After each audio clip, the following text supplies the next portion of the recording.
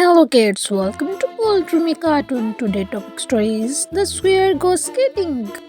Square की family ice skating के लिए जा रही है। लिटिल स्क्वेयर ने इससे पहले कभी आइस स्केटिंग नहीं की।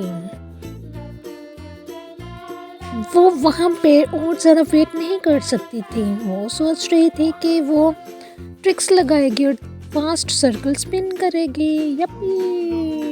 जब वो वहाँ पर पहुँचे तो छोटे स्क्वेयर दूसरे स्केटर्स को देख रही थी कि वो कैसे स्केटिंग कर रहे हैं। ये बहुत इजी लग रहा है। लिटिल स्क्वेयर अब और इंतज़ार नहीं कर सकता। वो सीधा रैंक में आती हैं और वो फिसलती हैं।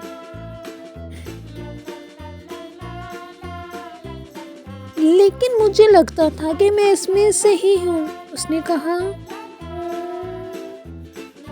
मेरा ख्याल है कि तुम बर्फ़ के शूज़ पहनना भूल गई हो, मामा ने कहा।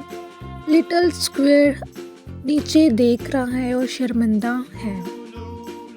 अब वो इस बार बर्फ़ के शूज़ पहनती है और वो दोबारा रैंक में जाती हैं।